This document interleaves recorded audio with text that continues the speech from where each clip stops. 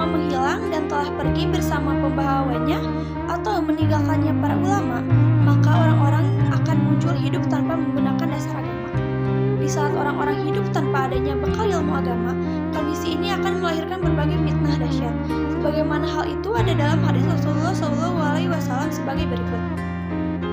Zaman saling berdekatan, ilmu dihilangkan, berbagai fitnah bermunculan, kebahilan dilemparkan ke dalam hati, dan pembunuhan semakin banyak. Hadis riwayat Muslim. Yang kedua yaitu Nabi Isa memimpin dunia.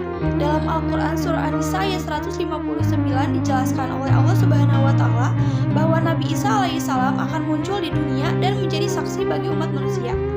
Yang artinya tidak ada seorang pun di antara ahli kitab yang tidak beriman kepadanya Isa menjelang kematiannya, dan pada hari kiamat dia Isa akan menjadi saksi mereka. Quran Surah An-Nisa ayat 159. Ciri-ciri yang ketiga adalah kemunculan Imam Mahdi. Kemunculan Imam Mahdi sendiri merupakan salah satu dari tanda-tanda akhir kiamat, sebagaimana yang dijelaskan pada sabda Rasulullah SAW yang mengatakan bahwa Imam Mahdi akan keluar di akhir umatku. Allah akan menurunkan hujan, menumbuhkan semua tanaman, harta akan dibagi secara merata, binatang ternak akan semakin banyak, dan umatku akan semakin besar. Imam Mahdi sendiri akan hidup pada 7-8 tahun. Adalah kemunculan Dajjal. Dajjal yang datang ke muka bumi merupakan penyebar fitnah paling kejam, sehingga keberadaannya merupakan salah satu tanda-tanda akhir zaman. Dalam hadis riwayat Muslim, Rasulullah SAW bersabda, tidak ada satupun makhluk sejak Adam diciptakan yang fitnahnya lebih kejam dari Dajjal. Hadis riwayat Muslim. Yaitu dabah, atau bisa juga kita sebut sebagai binatang melata. Melata ini merupakan jenis binatang yang mempunyai tungkai tinggi, tidak berasal dari jenis manusia dan keluar dari dalam tanah. Sebagaimana Allah berfirman dalam Quran surat An-Naml ayat 82 yang artinya, dan apabila perkataan telah jatuh atas mereka, kami keluarkan sejenis binatang melata dari bumi yang akan mengatakan kepada mereka bahwa sesungguhnya manusia dahulu tidak yakin kepada ayat-ayat kami. Quran surat An-Naml ayat 82. 6. Matahari terbit dari barat. Tanda kiamat sudah di dekat, yaitu terjadi fenomena langkah matahari terbit dari arah barat. Muhammad Shallallahu Alaihi Wasallam bersabda, hari kiamat tidak akan terjadi hingga matahari terbit dari arah barat. Ketika manusia melihat keanehan ini, mereka langsung beriman. Tapi orang yang baru beriman di waktu itu tidak ada gunanya. Hadis riwayat Bukhari. 7. Hadirnya kaum Ya'juj dan Ma'juj. Dalam Al-Quran Surah Al-Kahfi ayat 94, Allah SWT menjelaskan tentang Ya'juj dan Ma'juj, yakni kaum yang menjadi kerusakan di bumi ketika menjelang hari kiamat. Artinya mereka berkata, wahai Zulkarnain, sungguh Ya'juj dan Ma'juj itu makhluk yang membuat kerusakan di bumi, maka bolehkah kami membayarnya imbalan agar engkau membuat jadi penghalang antara kami dan mereka. 8. Terjadi gempa berturut-turut. Tanda-tanda kiamat sudah dekat. Akan terjadi gempa bumi dahsyat sebanyak 3 kali berturut-turut dalam waktu yang bersamaan.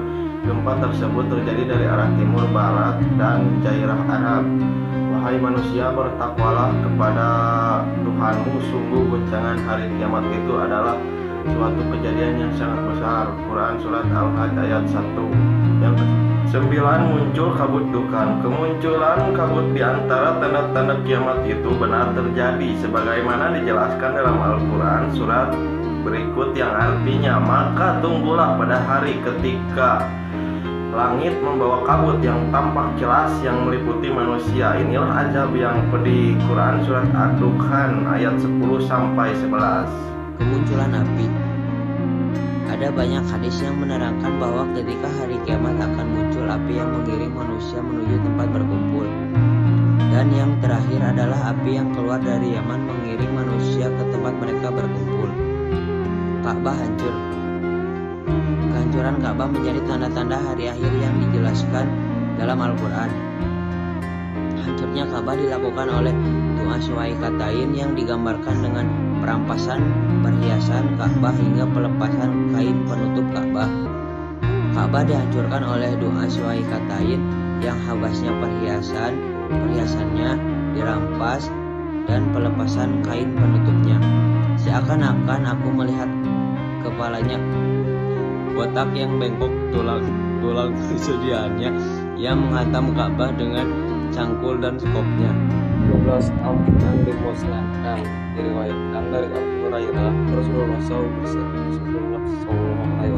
bersabda, di Isa akan turun membunuh Dajjal, menetap 40 tahun menerapkan Islam sesuai dengan kitabullah dan sunnahku, kemudian wafat dan mengangkat penggantinya seorang lelaki dari Bani Tamim bernama Mu'ad.